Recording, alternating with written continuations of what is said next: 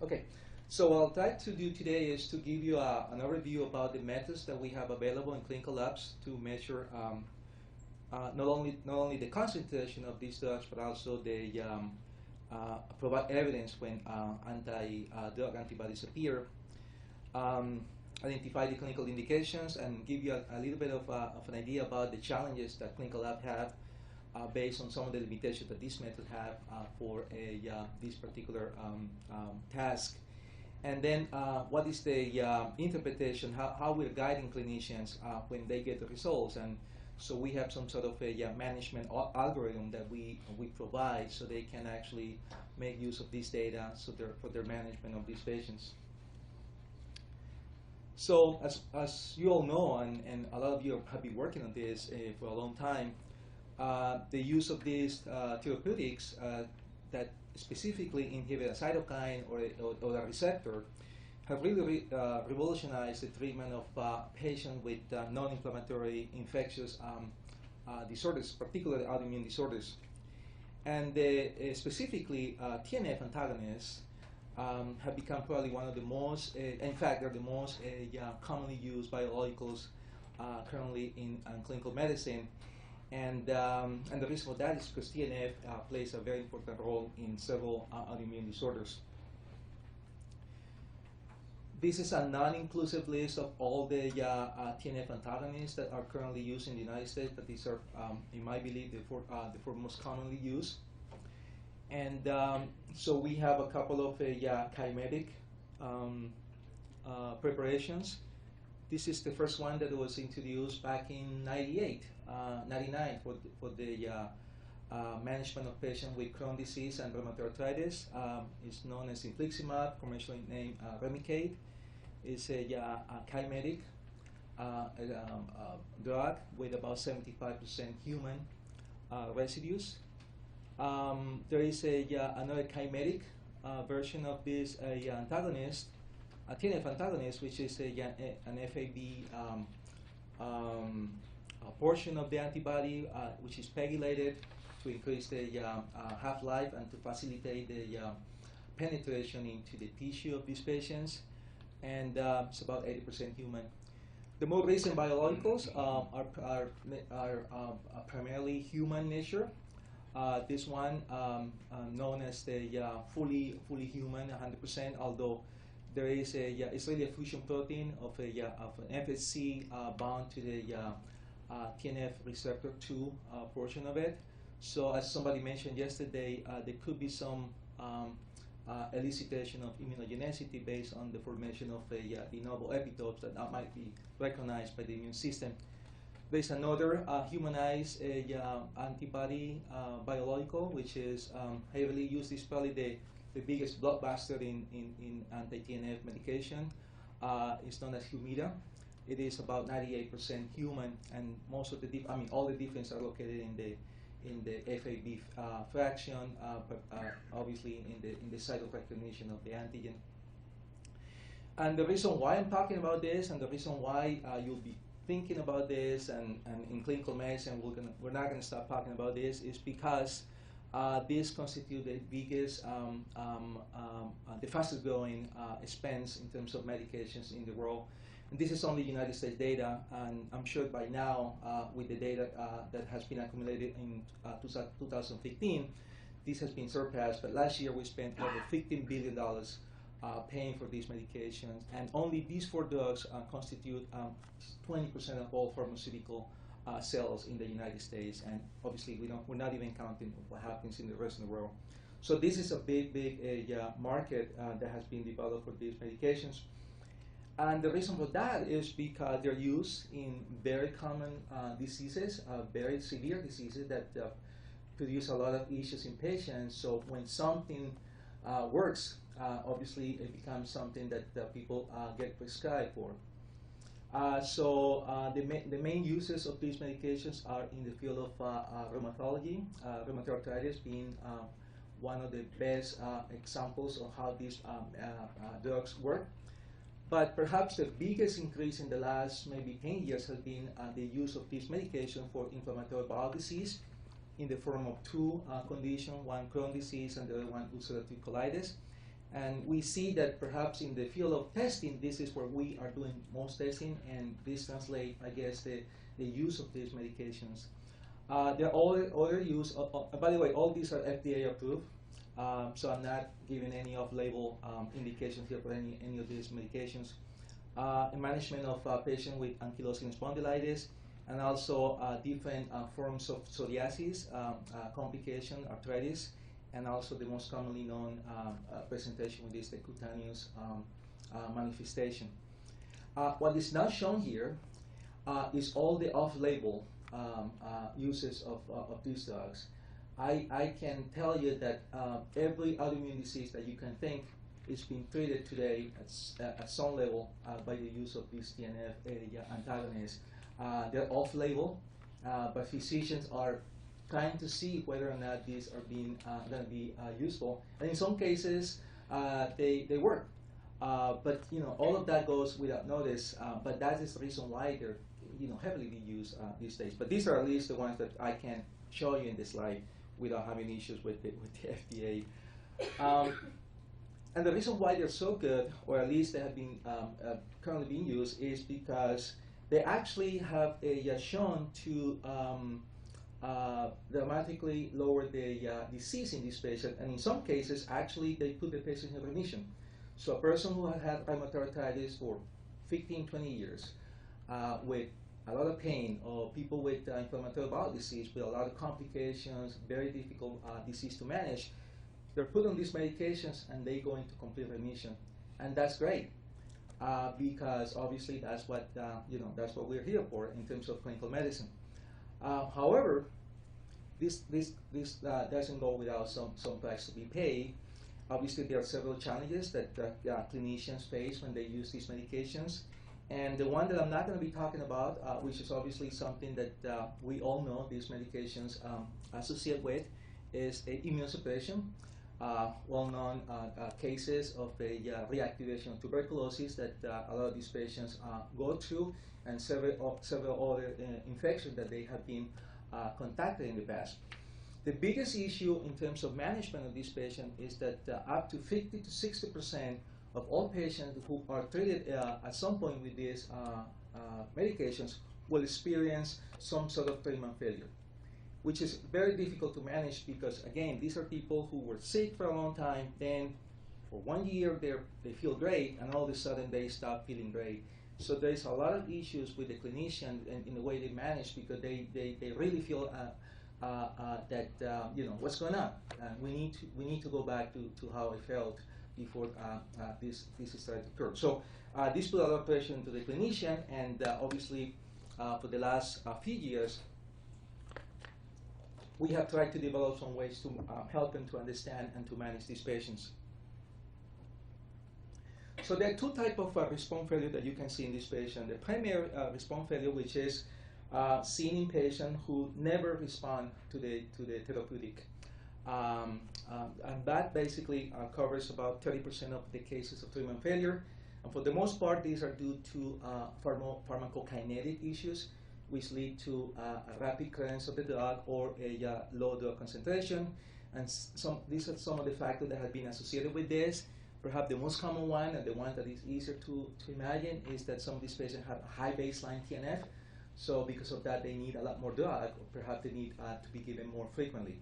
And that's the reason that in some of these patients, the management of this primary response failure follows the idea of increasing the doses. Typically, they're given twice as much, or they're given it more frequently. All obviously adding to the cost of the therapy, but that is necessary in certain cases. The one that we deal with in clinical lab medicine is the secondary response failure, which is defined as the loss of clinical response after the initial improvement. And again, this occurs up to 50% of the patients that start taking these medications. There might be some PK issues that are involved at some point during the disease of this patient, but that's the minority of cases, and they're well managed, similar to the previous, to the primary response failure. Most cases that are diagnosed of secondary response failure are caused or secondary to immunogenicity and due to the elicitation of ADAs. And there have been multiple studies that correlates the appearance of these ADAs with the disappearance of the drug levels. And there have been a couple of recent meta-analyses which have summarized a lot of these early studies that not only find this, but also find a significant higher risk of secondary response failure when the ADA is found in these patients. So until recently, and this was happening until lab testing became of use, these patients were to be treated using an empirical strategy, and it was all based on clinical outcomes. And it involved multiple steps, all done blindly, basically without any way to know what was going on. So what was happening is that the physician will say, okay, something's going on here, patient is not responding, so let's give him more drug, or let's give it more frequently, or perhaps let's change it to a different anti-TNF. So that was done, and that was done for a long time, and without any understanding about what exactly was going on in these patients. For some time, also, there was an addition, and we're trying to provide a concomitant use of immunosuppressive and steroids, trying to, at the time, thinking that there was some antibody being produced, that perhaps this could help with the decrease in this antibody production. In some cases, what they thought, well, maybe TNF is not involved anymore, so let's switch them to a different biological class. So instead of targeting TNF, let's target IL-6. And obviously IL-6, there is a drug that actually blocks this cytokine. And in some cases it worked. But in some other cases, because of the severity of the disease, the patient will be taken to surgery.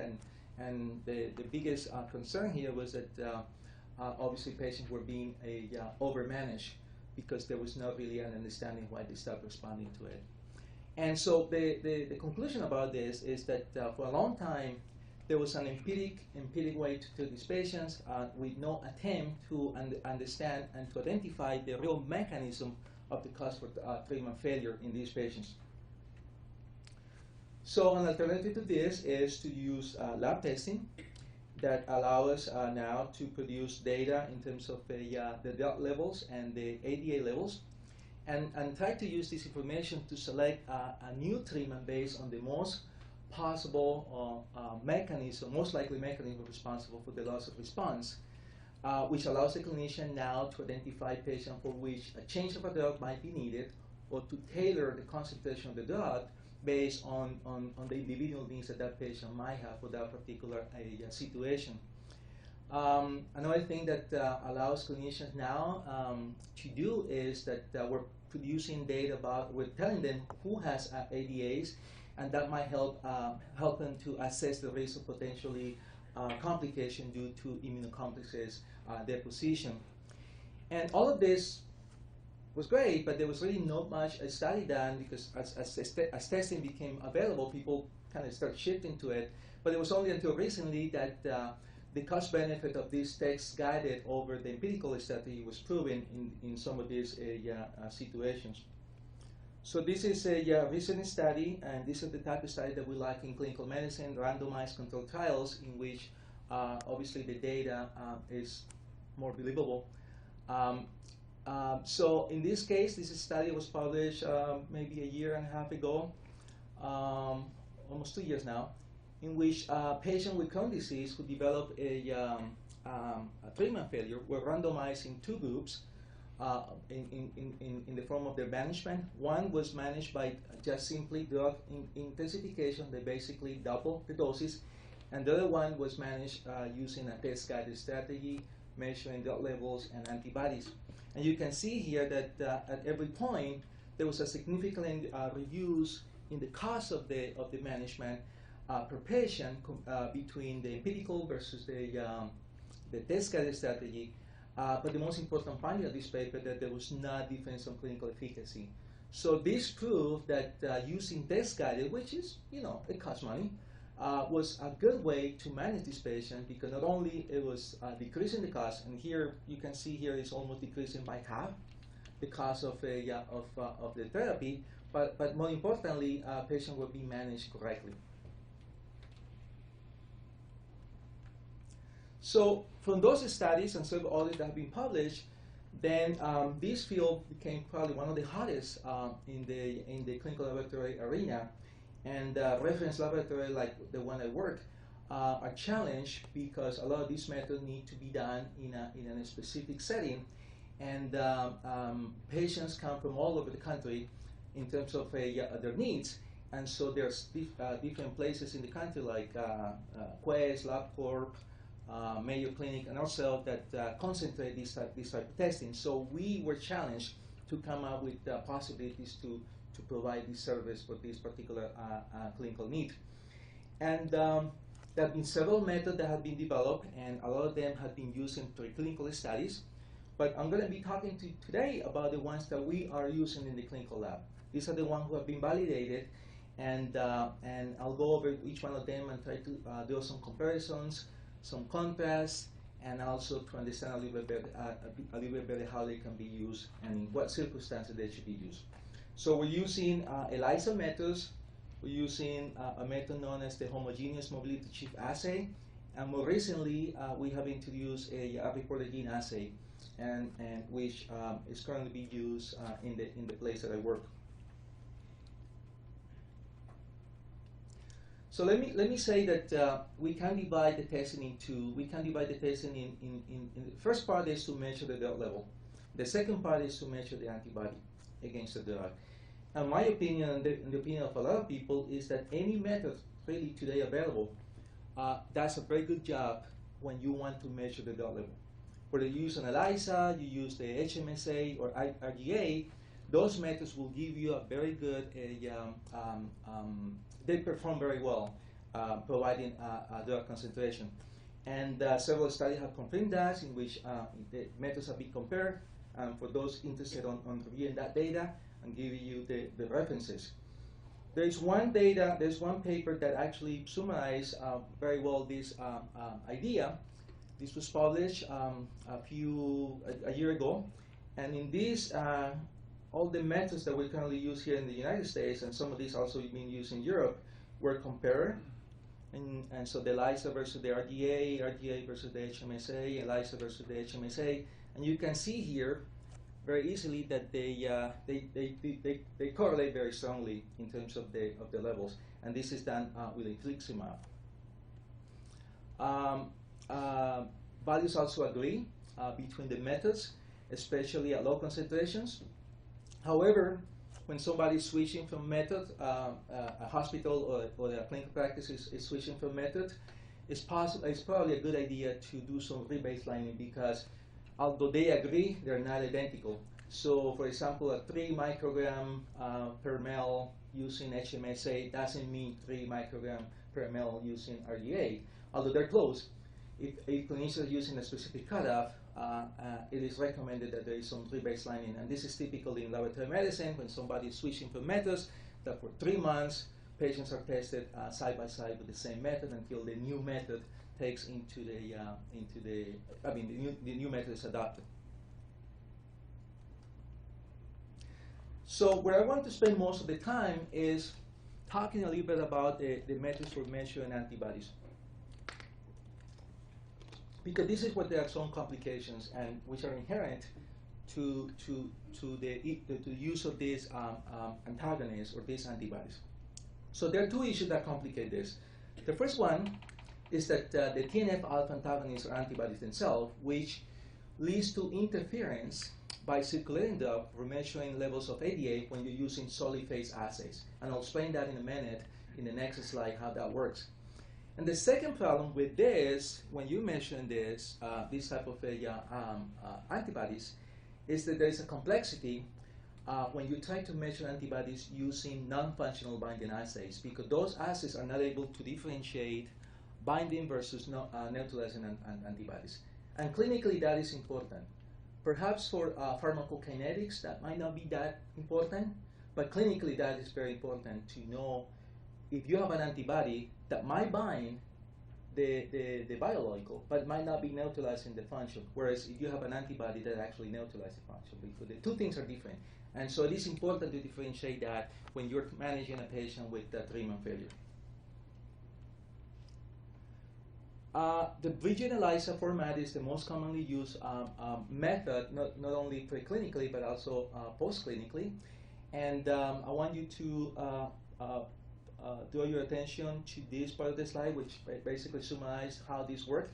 So basically, in this case, the ADA, which is the target to measure, is used as a way to bridge a reaction between a capture molecule, in this case, the drug itself, and the drug also used as a detecting antibody. So basically, the ADA, that's what we want to measure, will bridge this reaction, and then color will be produced if there is such ADA in the system, in the serum of this patient. So this is highly sensitive. You get a good measurement of antibodies using this method. However, there are some issues that are inherent to the fact that we're trying to measure an antibody using an antibody to capture and an antibody to detect that reaction. The first one is the possibility of false positives due to the fact that any other factor, in this case, any anti-allotypic antibody or rheumatoid factor, which are obviously highly prevalent in these patients, might actually produce the bridge in this reaction. So you could get a false positive reaction easily by the presence of this factor that will mimic the presence of an ADA. So that's a cause for concern when you are overestimating the concentration of the antibody. The one that we care the most is when you are not able to detect the antibody and that antibody is there. And there are two issues that affect solid phase assays. The first one, as I mentioned, is the presence of drug in the system. So if the patient has high concentration of drug and you're trying to measure the ADA, that drug could potentially hijack and kidnap that ADA and make that ADA not available to actually bind to the capture antibody. So when you're doing the Eliza, during the first and second watch, that will be washed off, so the ADA will go away, so there will be no ADA available to be measured. So that's a big concern, and that is one reason why all the Elizas clinically, when there is drug level present, they're reported as indeterminate, because they're not able to fully determine whether or not there is an ADA because of the interaction with the drug in the system. The other one, which again is inherent to this particular assay format, and it became important because a lot of studies have shown that a lot of the ADAs that are produced are actually IgG4. And I don't know, people few people understand, I mean, no one actually understands why they're IgG4, but in a lot of these patients, the main isotype is IgG4. And maybe some of you know this, but I want to remind you that IgG4 is functionally monovalent.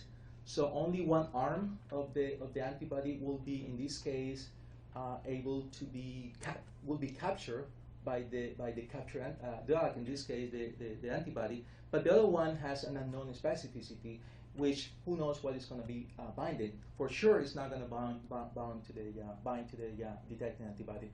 So IgG4s generally are not able to be detected using the bridging Eliza, which is a big concern also because it's a reason for false positive. So to summarize the limitation of Elizas, so you could have false negatives result due to interference by the drug or due to the failure to identify IgG4 antibodies. This is particularly to the bridging format. But you can also have false positive result due to non-specific binding of low affinity antibodies, in this case anti-allotypic or rheumatoid factor antibodies. And the other thing is, this is a binding assay. There is no function here being interrogated, so these solid phase assays are not able to discriminate between neutralizing and non-neutralizing ADA. And this is important to know because newer solid phase binding platforms trying to increase the throughput of these assays, of this testing, will have the same disadvantage. So whether you do this by Luminex, you do this by cheap technologies, they're all going to have the same issues if you're using a solid phase format. So about a couple of years ago, a company in California known as Prometheus introduced a new way to do this measurement. This method is known as the homogeneous mobility shift assay.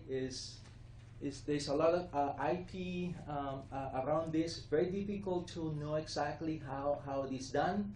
It's only done in that lab in California, but gathering information from the claims and from the original paper that was published, we think that we understand how this test is done. So it is based on the use of a ton, and this is the reason why this assay is so expensive. It's based on the use of a ton of drug that has been fluorescent labeled. And then this is put into contact with the serum of the patient that may not have antibody.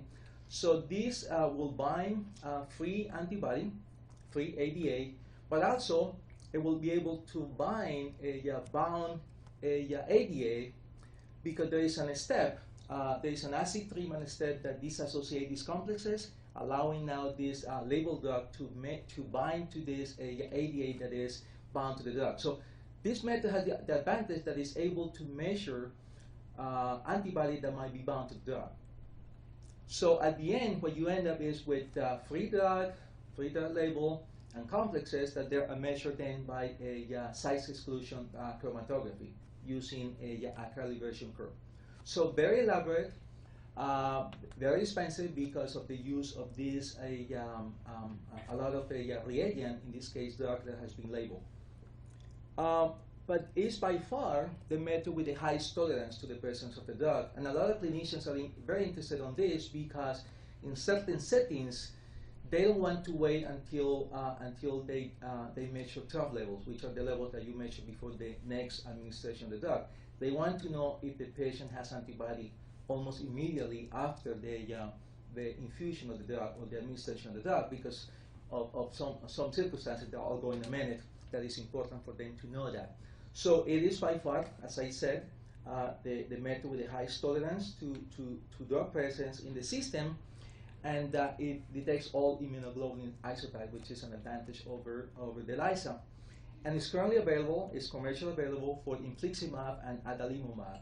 I understand that soon it will be available for all the remaining anti-TNF antagonists, but these for now, these are the two commercially offers that this laboratory has for these two drugs.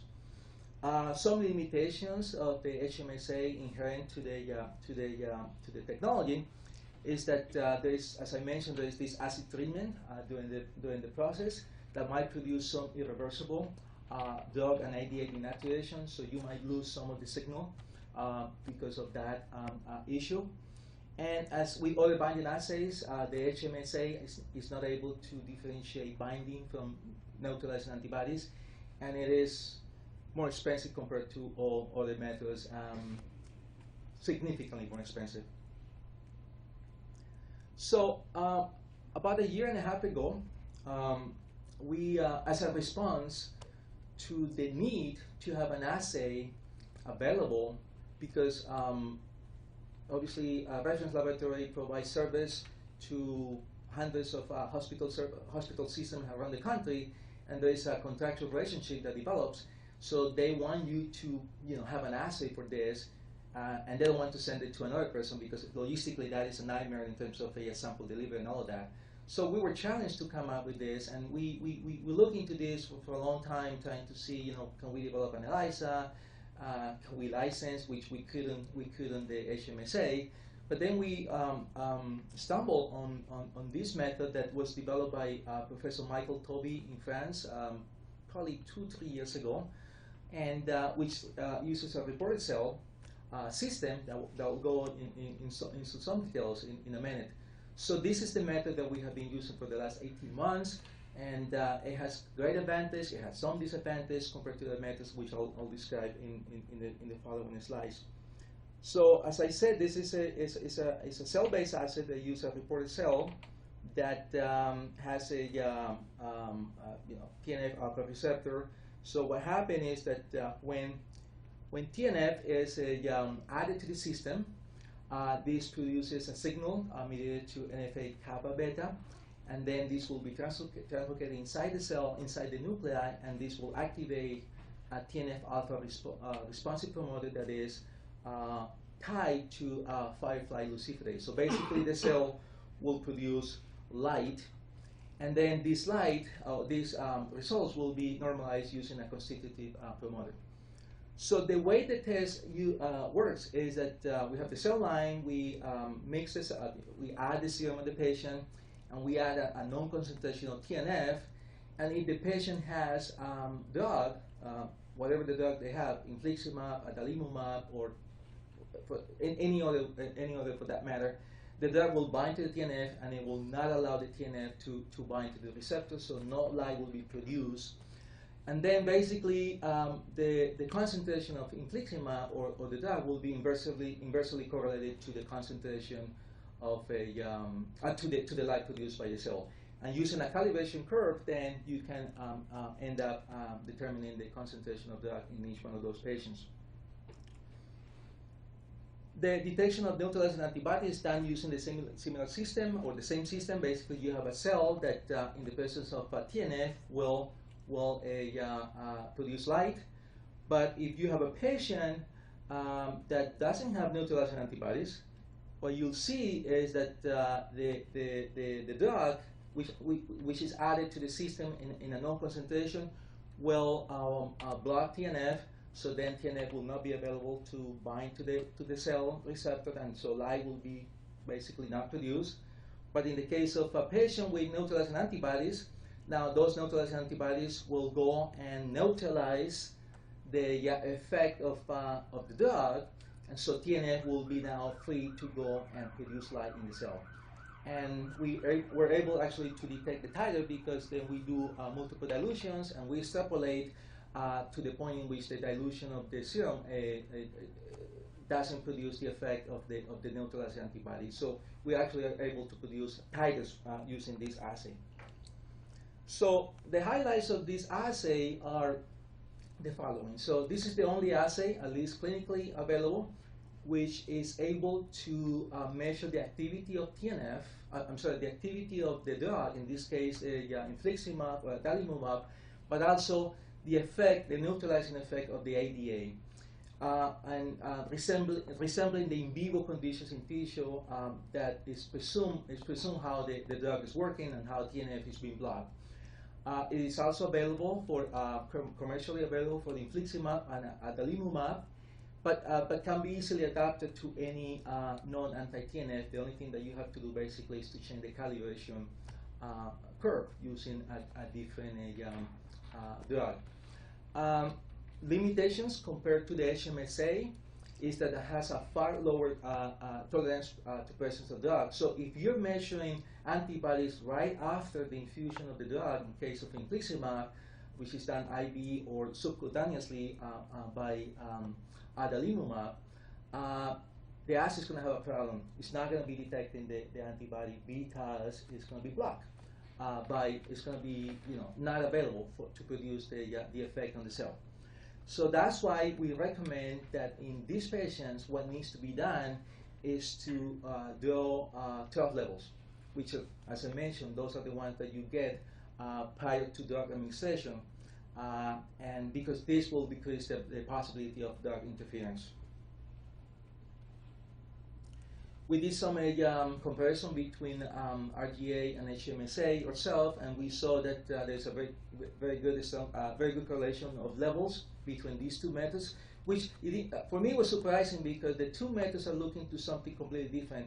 The HMSA is looking to concentration, the RGA is looking to activity, but overall, I think we were very happy with the correlation that we saw, and also in terms of the agreement, again at the low levels, which is where most of these patients will be found at the level between 1 and 10 micrograms. There is a good agreement between these two methods.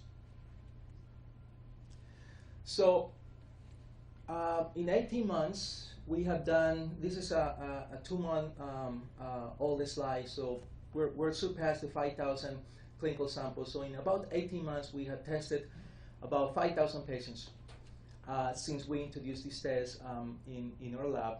And unfortunately, this data can be a little bit deceiving because we don't have the data classified according to diagnosis, according to indication.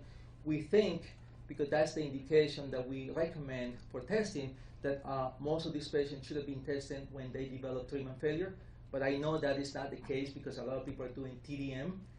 which I don't understand why they're doing, because really there is no reason for doing drug monitoring levels, because there is no information that you can get from that. But anyway, so that's how we deal with. So we have done over 5,000, and this is how the results are showing right now. So about 12% of patients that we have tested have no drug levels detected and antibody presence.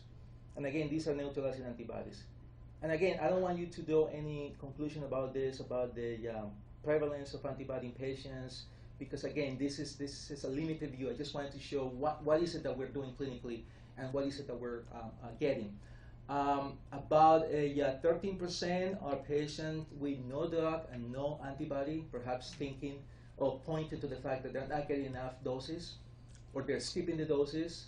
There's no compliance. I mean, in the case of infliximab, it's easier to follow compliance because the patients are taken to the infusion room. That's done inter-hospitally. But for the other ones, you depend on the ability of the patient to administer their own drug. So this also allows the clinician to understand sometimes if the patient is skipping some of the drugs. Compared to other methods, we see very double positives, and there is a reason for that, which I will explain in the next slide. The most we see is people with drug levels and no antibody, and this has led me to believe that people are doing TDM. In fact, I know because I take a lot of call from physicians who get these results, and they call the lab, and those calls are passed on to me, and they say, okay, so help me to interpret this result. And they say, okay, so why do you order this? Most of the time they say, well, I don't know. I mean, I felt like I needed to do. And most of the time they're just doing TDM without really having any target goal. And so it's problematic because obviously sometimes you find things that you're not supposed to find, and that's when you do extra testing. But this is obviously a good evidence that a lot of people are doing TDM, where really shouldn't be done in this particular setting. And this is the distribution of the results. I mean, what we got, and again, this is not for you to draw any conclusions about what type of level do people get in treatment failure, because I think there's a lot of non-treatment failure patients being tested currently, not only by us, but by everybody who is doing this. So I want to draw attention to this because this is one of the most important questions that exists in clinical laboratory medicine.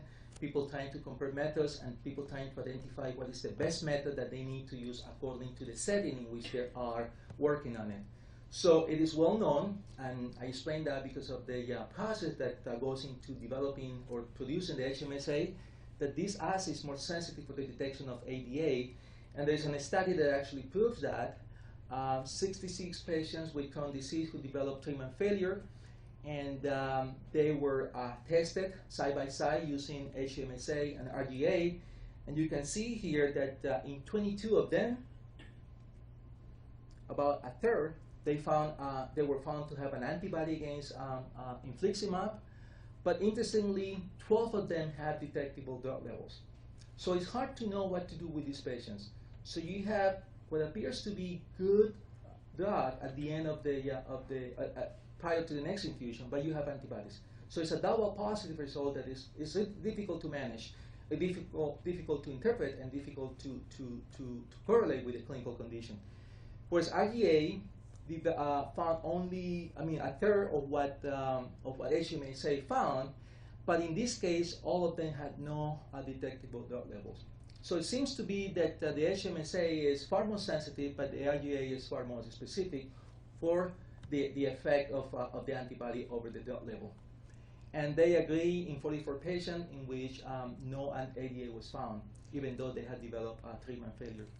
So as a summary of this paper, this result might be due to the known ability, improbability of HMSA to detect antibody, but also to the inability of HMSA to differentiate neutralizing from not neutralizing, which RGA does.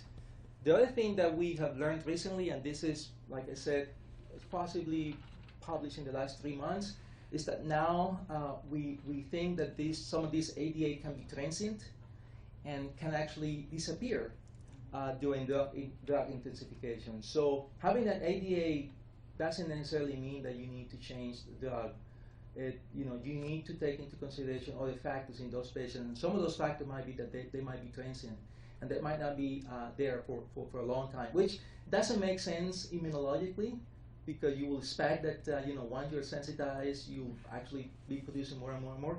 But that seems to be what we are seeing clinically. Now, it could also be that we're measuring the wrong antibody, because all these methods do it differently. So I think there's a lot more things here to be understood in the future to do a better management of these patients.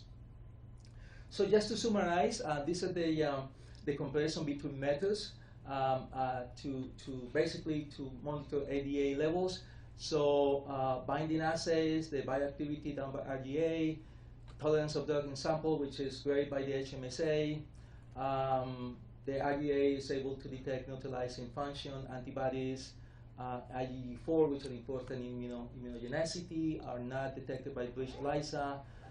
False positive are more frequently obtained using the Eliza. The cause, which is significantly higher using the HMSA. So what are the current indications for testing? And these are the ones that when I talk to clinicians, when I go on lectures, and that I try to explain to them when they should be using this, it should be solely in the setting of treatment failure. And what we see is the field of the gastrointestinal field. IBD is the one that is doing the most, especially in pediatric patients. A lot of pediatric patients are being put in these drugs for their life, basically, and so they will develop immunogenicity, and they'll start jumping from preparation to preparation. So we're seeing a lot of testing coming from the pediatric field.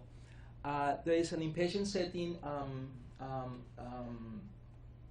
need, which is under investigation. We're collaborating with a group in California, and they're trying to determine the need of surgery in severe cases of colitis. So these are individuals who come with very serious complications, and they need to know whether they're going to be responding to the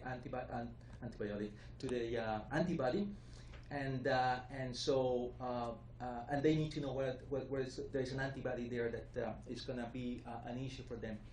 And I want to say this clearly, and I stand behind this. To my belief, there is no indication for routine therapeutic drug monitoring at this time. People should not be measuring levels in people who are responding to the drug. There's no reason for that. It's just a waste of money. So this is the management, and I'm getting to the final 4 or 5 slides. This is the management algorithm that we're using, and this is similar to all the methods. And again, I'm underlining here what I think it should be the risk for doing this test. These are patients with treatment failure. And so you can get 4 types of results in the patient which have undetected or below the threshold levels, and you have good evidence of ADA, and in our case, a good evidence is that it's neutralizing ADA. At this point, this patient should be, the clinician should recommend to shift to another TNF-alpha antagonist, because you keep pumping the same drug, it's not going to be working in that patient. You can have a scenario in which you don't see the levels and you don't see ADA. This is mostly seen in patients who are not receiving enough doses. Maybe they have an acute flare of the disease. Maybe more TNF is there to be blocked. So what they should be managed with is by increasing the dose or shortening the dose interval, followed by a clinical reevaluation of their symptoms and clinical presentation. For those with detected drug levels and ADA, these are the most difficult to manage, because it's possible that they're not getting enough doses. So it might be that they might be managed by increasing the doses. But it's also important in these particular cases to think about perhaps TNF is not involved in their physiopathogenesis. And these are the ones who probably will be benefit from switching to a different class. And clinically that is effective. Some people go from anti-TNF to anti-IL-6, anti-IL-12, anti-IL-23, and they're managed appropriately. So this type of result should point to that possibility. Perhaps TNF is not the culprit in that particular patient. And clinically, we see that. Now, in terms of basic science, I think we're a little bit behind those ideas because there's not really a way to prove that. But clinically, that has been shown, and that's the way some of the patients will respond. And finally, for the rare occasion, at least using our assay, but also by other assays, when you have the double positive, you should probably wait a little bit, repeat the test to rule out false positive or the probability of transient antibodies. But if this repeats, then they should be managed like the previous group, which is think about perhaps about a different class of drug. So just to summarize, and this is the last one. So testing for immunogenicity has become one of the fastest growing areas in the clinical laboratory. There are several methods available for measuring drug and ADA with significant difference in the way they measure antibody, and they need to be understood by the clinician because otherwise they'll get confused based on the data that they get. And what I think is going to be happening in the future and is required, and I know some of these studies are being done and we're participating in some of them, is that we need longitudinal prospective studies that are able to provide us with certain cutoffs that then we can act clinically, not only to predict immunogenicity, but also to determine whether or not somebody is really having, somebody really requires the change of the drug. And also to determine how often this should be done. No one knows. People do this when they feel like it, but there should be some knowledge that needs to be accumulated that understand this better and provide that information. Thank you. Thank you very much. Questions? Just a fantastic talk. Just wanted to know, in IBD patients, if you see longitudinally, is there a correlation between the TNF-alpha, loose TNF-alpha during therapy, and ADA? Like I was thinking, this immune response against the drug might be driven by the loose TNF-alpha in the system. So do you see a correlation between, when you give the anti-TNF-alpha antibodies, do you see a correlation between unbound TNF or the unbound TNF-alpha in the serum with the anti-drug antibody? Yeah, no, we don't specifically measure the concentration of TNF. Okay. We add a known concentration of TNF that we know produces an effect on the cell. So I'm not. But do you know of any other study where the target of the drug is actually like in anti-factor antibody, that is not the case because factor VIII cannot drive the immune response. Right. But when you're targeting pro-inflammatory cytokine, there might be a chance of the pro-inflammatory cytokine itself driving the ADA. So that was my broader question. I'm not familiar with those studies, and I don't. Yeah, I couldn't comment. I don't know. Maybe they have been done, but I'm not aware of them. I think, yeah. So just to comment on this one first, there is some emerging data, I think, with infliximab treatment where, again, IL-10 levels seem to be up. So it may be that if you are completely blocking TNF, there is this other anti-inflammatory effect. So it doesn't directly answer your question. Hopefully that's helpful. Yeah, because in factor VIII, hemophilia, TNF-alpha polymorphism have been related to greater ADA. Okay, I can comment on that. So there have been at least three studies that have pointed to some TNF polymorphism in the promoter region that has been somehow associated with the production of antibodies against this. I did some research back in my day when I was in Boston. I did a lot of ethnic-specific polymorphism. I really don't believe much on those because to me they're ethnic-specific markers. Like in HLA disease association, you'll find an association with whatever you want to compare. So I will be a little bit worried about those studies. There's also some association with HLA, like anyone will imagine that that has been done already. But I think that's a good question. I'm going to perhaps a little bit before. I think there's something here missing that we still don't understand, is that I don't believe that every patient develops immunogenicity, and there is obviously some immunogenetics there that we don't understand.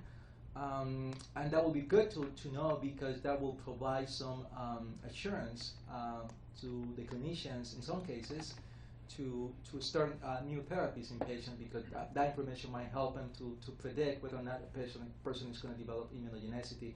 I mean, that is missing completely from the literature right now. We don't have a clue about that, and I bet that is there, and I'm sure there are people working on that. So Tim, and then Jake, and then we'll have to stop you on the trade-off. Just again a question about the IgG4. So I think you commented that a lot of patients do develop that, but with the standard assays we're not seeing it. I'm wondering whether there's room for doing some more work in this space, as I think we've seen for the EPO issues that arose through cross-reactivity were probably related some with the IgG4 development. I think there was some recent work done with factor VIII showing, again, similarly that the IgG4 arose before the inhibitors did. And just, I don't know, like in terms of the timing that you see, or you suspect IgG4 is coming up, is that kind of just a marker of a maturing immune system, or is that something? And there's a whole new field in clinical immunology. There are a lot of autoimmune diseases, new autoimmune diseases. Well, I guess not new, but better characterized autoimmune diseases that show a lot of IgG-specific responses. IgG4 specific responses. There is a lot of autoimmune hepatitis associated with that. There is also some literature that points to the fact that those IgG4 might be blocking antibodies, not necessarily activating antibodies, or what an antibody does. Yeah, it's intriguing why IgG4 antibodies are the ones that most of these patients present when, especially with prolonged immunization by an antigen like this, in this case an antibody preparation. Last question. Thank you, Julio. That was a great talk. And by the way of disclaimer, I do work for J&J, and infliximab is a drug that we worked on. I had bioanalytics over there, so I know a lot about these methods. One comment quickly regarding your question. We have not seen free TNF like that. I think if these anti-TNFs are dosed at such high levels, molar ratios compared to TNF levels even there that was causing the disease, that despite the equilibrium that could occur where some free TNF would come off, it's not even detectable.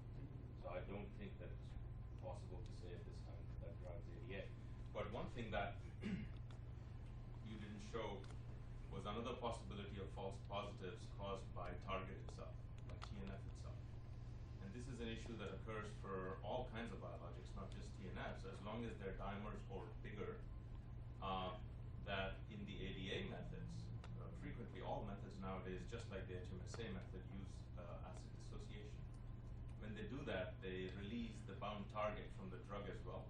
And so there are a lot of people who are reporting false positives in their methods, where it's actually the TNF possibly that's giving you an ADA result.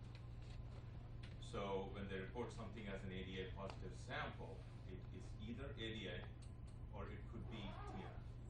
And it's the same type of thing that you see for several other monoclonal antibody targets that are dimeric.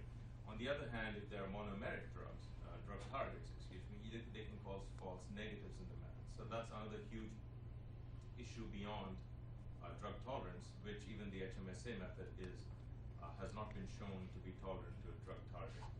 Although it may be, it just needs to be shown. A lot of people haven't realized that and have not actually validated tolerance to the presence of target. No, I totally agree, and thank you for that comment, because you're right. I mean, there are a lot of things that we don't understand about these assays that are particular to the construct. Yeah. And again, this is only focusing on anti-TNF medications.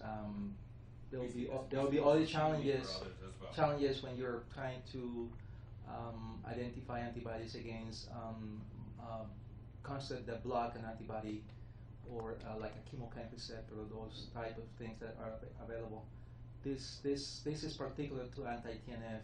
But even, you're right, I mean, there are a lot of things that we don't understand. We've done One of the comparisons with other methods, and we find that some of them are prone to TNF intolerance, and so they produce false positives. And the other thing that a lot of these methods are unable to actually measure, to separate drug-bound versus drug-free. And I think is important because a lot of these methods, I mean, you might be missing how soon the antibody might be produced because you're not able to do that. You mentioned total antibody. And I think there's a good information that can be gathered from that. And none of these methods is able to do that. We are working on a method that there's some intellectual property obviously already filed for it that allows us to do that, which we're going to be able to offer clinically pretty soon. But again, this is just the beginning of a long road for clinical labs, and collaboration with the basic scientists and pharma will allow us to have a much better way to manage these patients, because they're going to produce immunogenicity, but you want to know which one is the one that you need to act on it, because just to switch for the second switch, and you know what that means, you have to go through induction again, and that costs a lot of money in those patients. And if you're not doing it logically, you're doing something bad to the patient, but also doing bad to the healthcare system, because somebody's paying for that. Yeah. I guess we're paying for that. One quick comment about IgG4.